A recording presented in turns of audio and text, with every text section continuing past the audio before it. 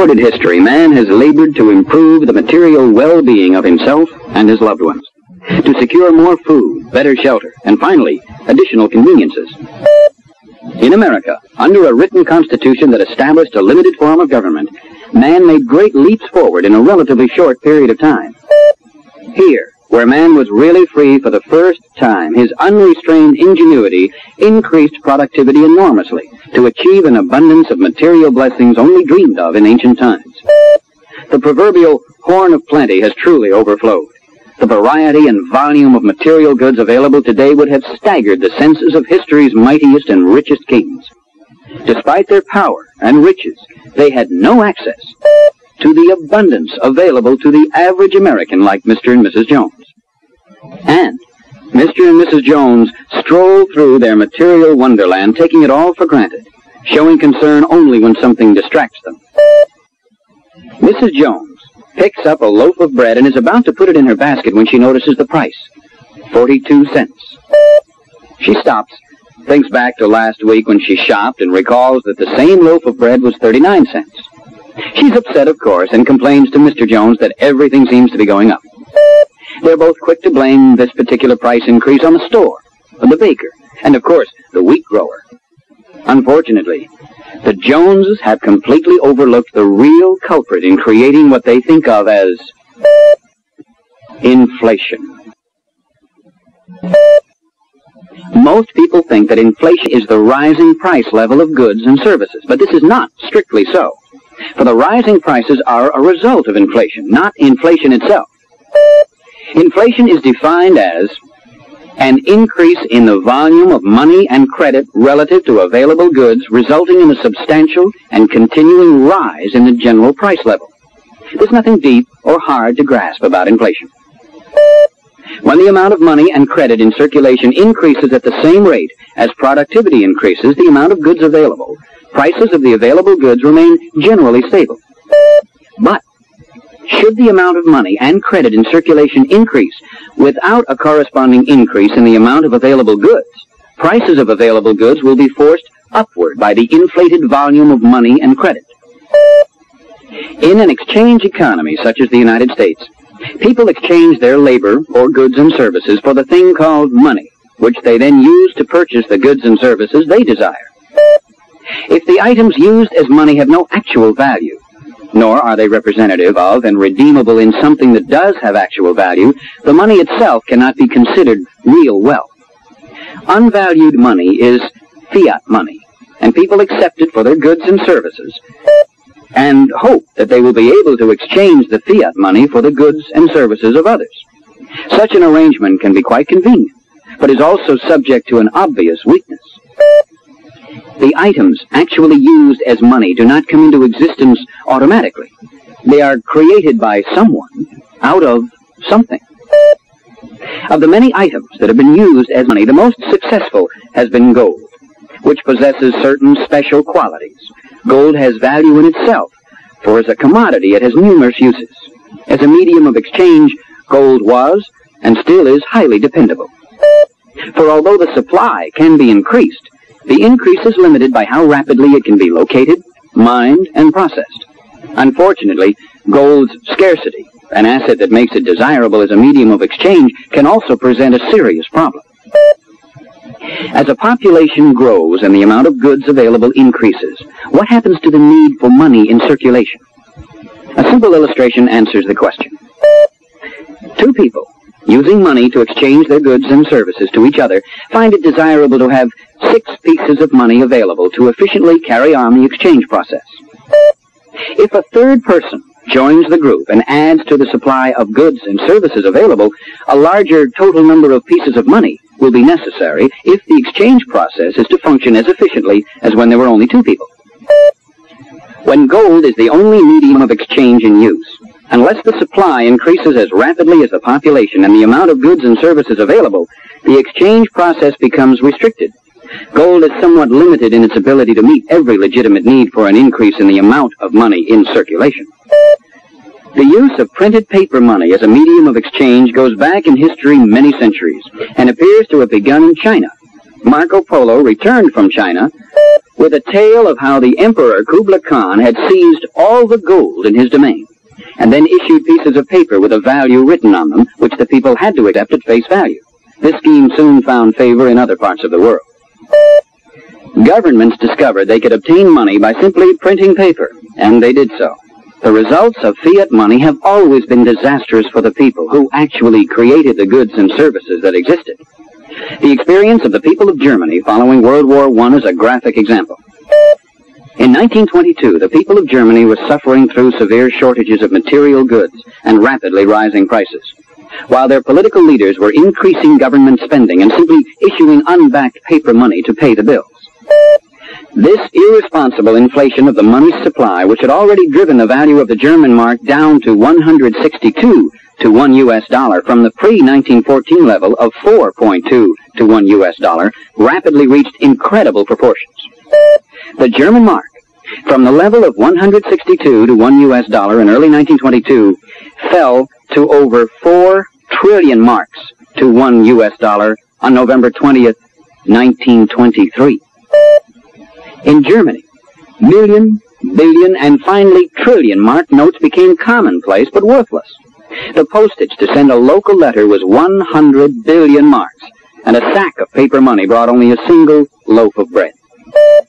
Those on fixed incomes and the thrifty, responsible people who had savings, insurance policies, and other investments lost everything they had worked a lifetime for. They were the victims of their own government's manipulation of the money supply.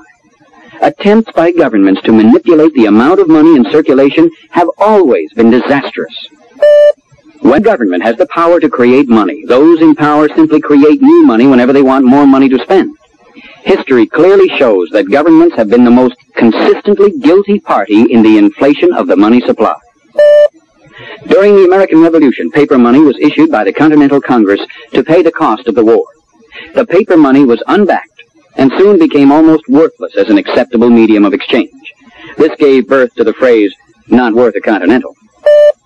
Just a few years later, the drafters of the United States Constitution, drawing from the lessons that history offered, especially the disastrous experience of the previous decade, gave only limited monetary power to the new government. Article 1, Section 8 provides, "The Congress shall have power to coin money and regulate the value thereof." This granted to government the power to create money in a very restricted manner, the coining of money. The drafters of the Constitution were men of wisdom and foresight. They knew that even though the government they were creating was designed to serve the people rather than rule them, the powers it would have must, through necessity, be placed at the disposal of those who are elected or appointed to high office. So they proceeded on a basis so clearly stated by Thomas Jefferson.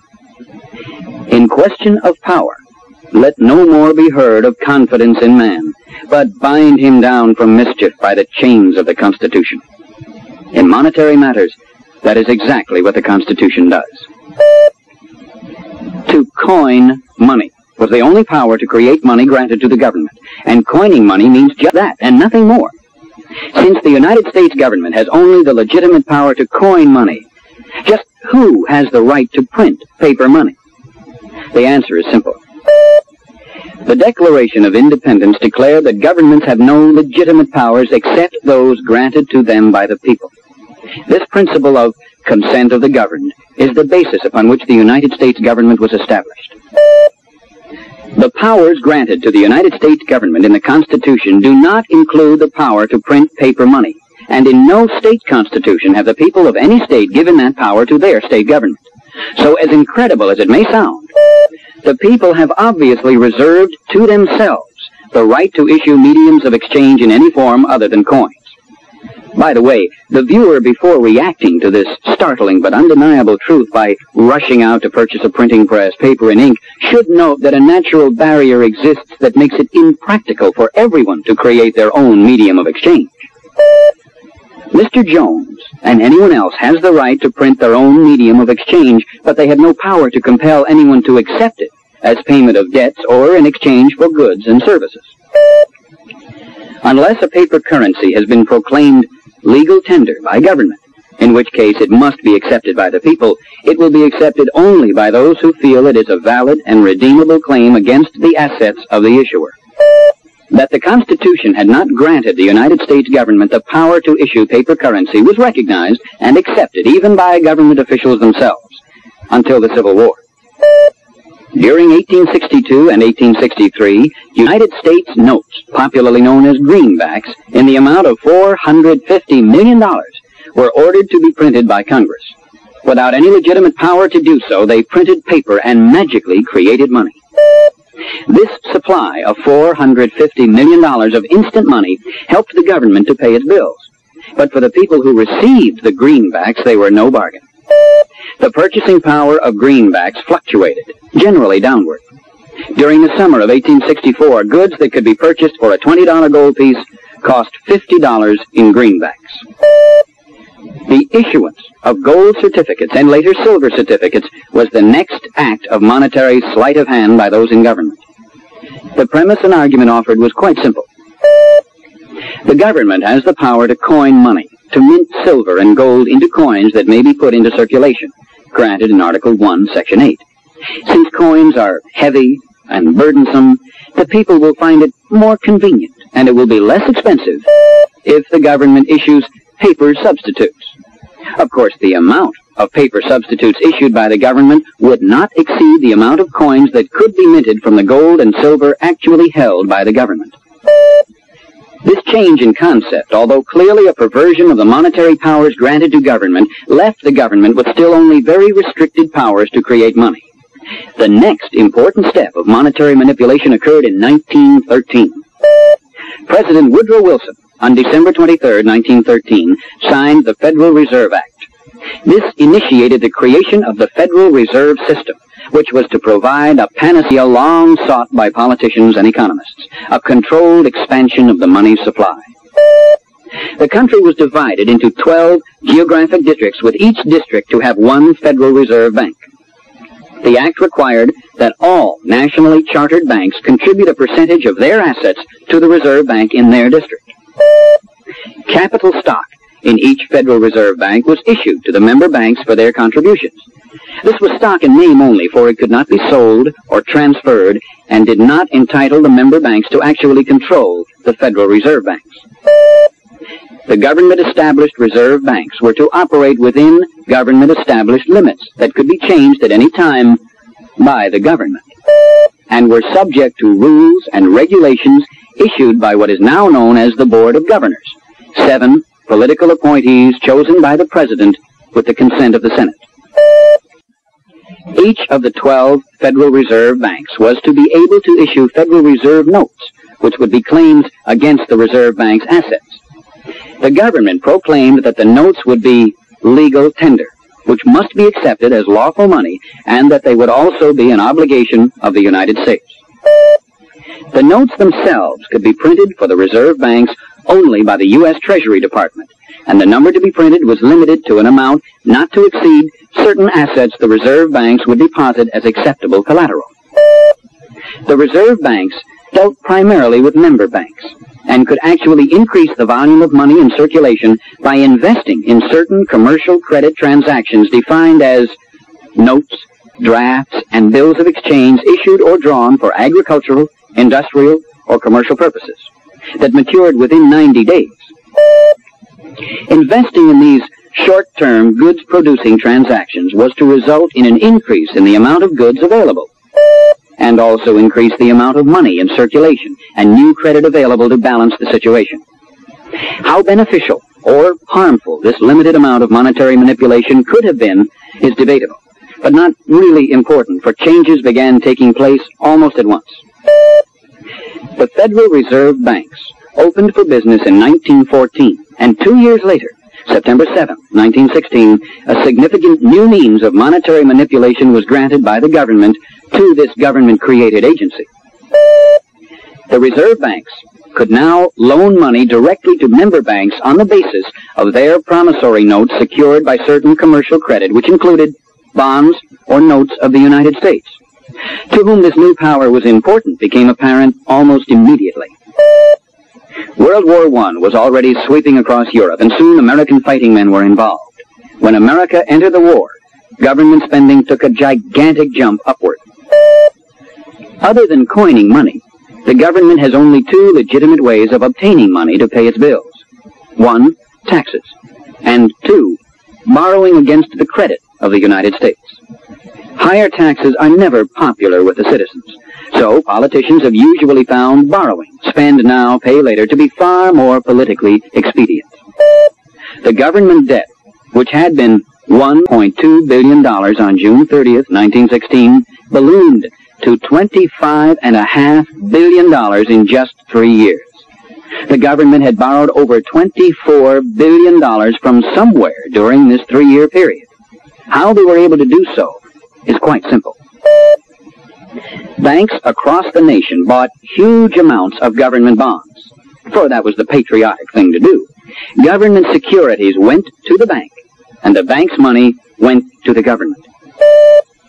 The bank could replace its money by borrowing money from the Federal Reserve Bank on the basis of its promissory note secured by the government bonds.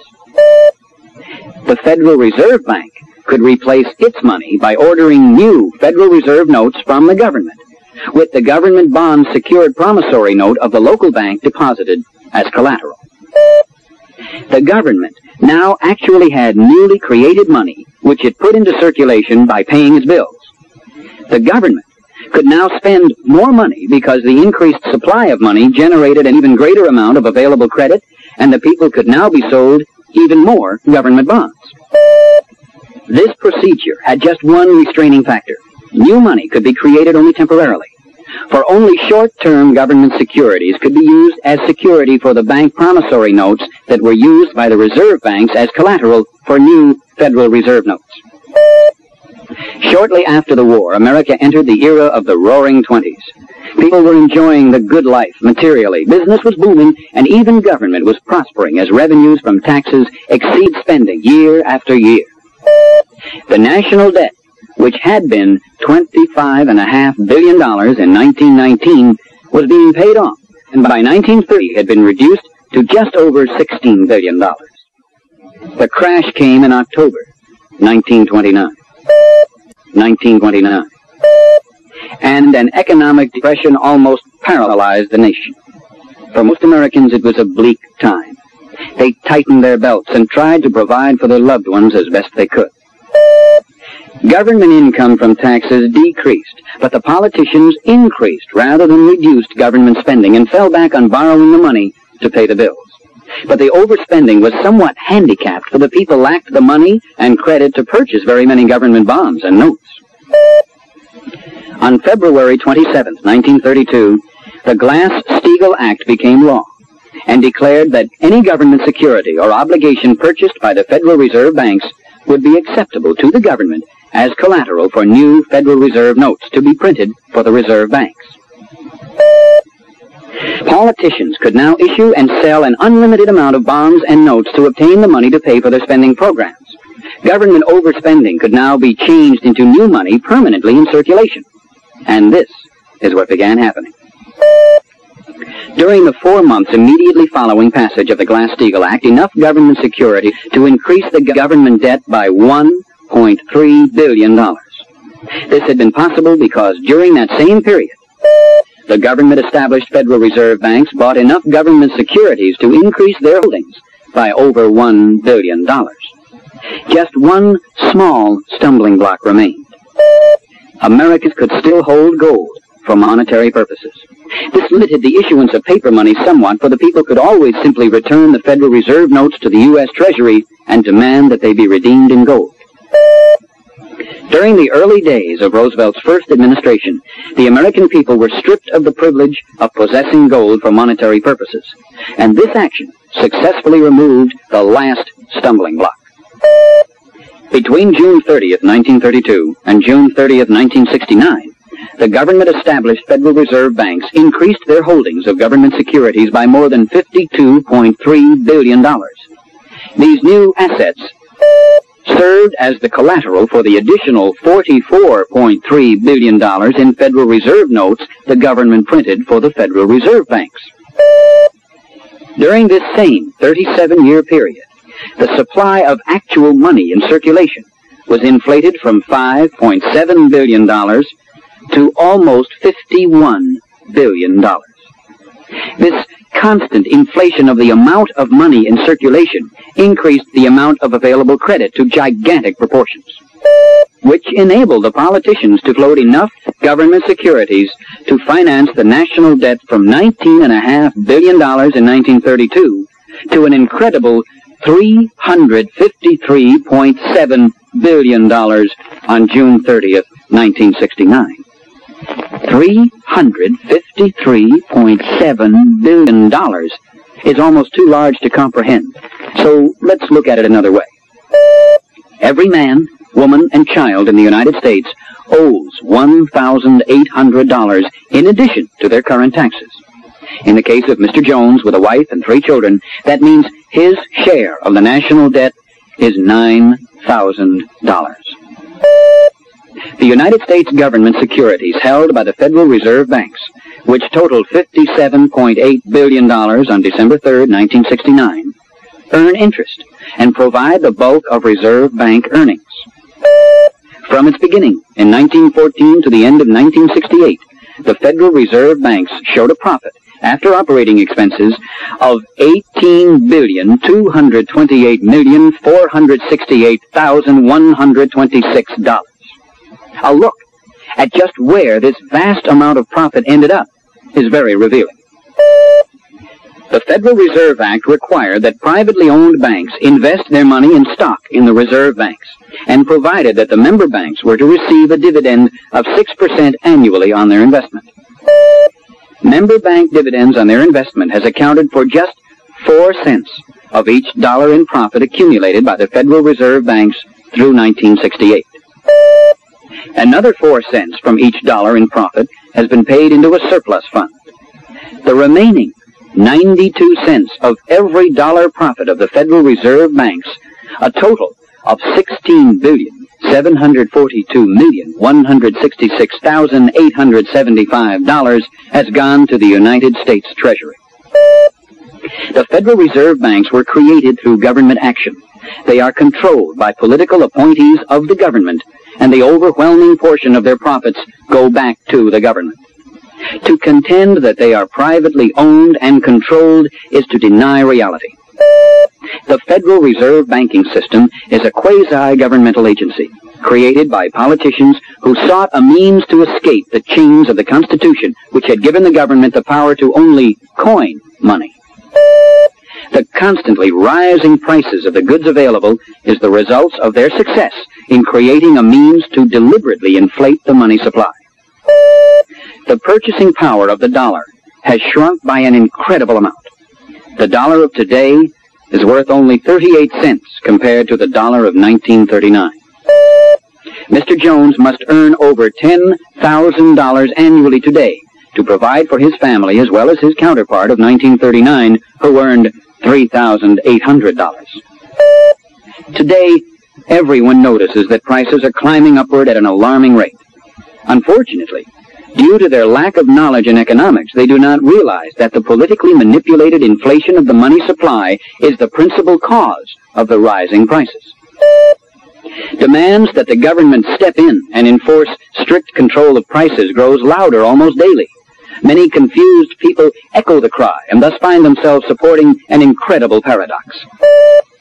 The politicians are being turned to and asked to save the people from the runaway prices, which are a direct result of the politicians' deliberate inflation of the money supply. A suspicious-minded person might wonder if the politicians planned this result from the beginning. Questions about the motives of those who created the Federal Reserve System are difficult to answer, but there is considerable evidence to indicate that some of the advocates saw it as a means to put the monetary system in the United States under political control. This book, Philip Drew, Administrator, The Story of Tomorrow, first appeared in 1912, the year before the Federal Reserve Act was passed. The author, who was anonymous at the time, told how his hero, Philip Drew, by cleverly exploiting turmoil in America, had seized control of the government. Philip Drew was portrayed as pure of heart, all-knowing and so completely unselfish that as a dictator he was actually a blessing for the people. He cleansed America of all its so-called ills and inequities, rode off into the sunset, and the people lived happily ever after. The book obviously reflected the political philosophy and ambitions of its author. Years later, it was revealed that the author of Philip Drew, Administrator, was Colonel E. Mandel House. Colonel House was a powerful political manipulator who never sought nor held any public office during his long career. However, House was the closest confidant and the most trusted and listened to advisor of Woodrow Wilson before and during Wilson's presidency. His influence over President Wilson has been described as almost hypnotic. These now rare volumes, the intimate papers of Colonel House, were published in 1926 and shed light for the first time on the vital role that House had played in the creation of the Federal Reserve System. These papers revealed that even before Wilson's inauguration as president in March 1913, House was holding meetings with those in the Congress who were later to introduce the Federal Reserve Act of 1913. Later, although Wilson was the president, Colonel House assured Carter Glass, the chief congressional sponsor of the bill, that he, House, would have the president bring pressure to bear if that was necessary to get the bill passed. House has been described as the unseen guardian angel of the bill, a title he certainly earned. The Federal Reserve Act gave President Wilson the power to appoint the members of the Board of Governors who would control the reserve banks. But it was Colonel House who interviewed those who were being considered for these vitally important positions, and those eventually chosen by Wilson were the ones recommended by House. Colonel E. Mandel House, a political manipulator who believed that a benevolent dictatorship was actually desirable, appears to have been the key person in the creation and launching of the Federal Reserve banking system, the instrument that has enabled the politicians to generate the endless supply of fiat money that has driven the American dollar to the brink of destruction. It would be convenient to place all the blame for the disastrous inflation of the money on the houses and misguided or unprincipled politicians. But a major share of the responsibility for the flood of fiat money falls on that growing number of Americans who greedily clamor for all manner of special subsidies from government and elect to office those who promise to continue and even increase the handouts. Freedom in America has been crumbling for decades, and it will continue to crumble until the American people are ready to accept and fulfill the responsibilities that go hand in hand with freedom. The United States government has a legitimate role to play in monetary matters. The path to restore that constitutionally defined role will be difficult and perilous. But if this truly gigantic task can be achieved, the people will once again control the fruits of their labor. Time is running out. If sound money is to be restored, responsible Americans must demand that the journey begin now.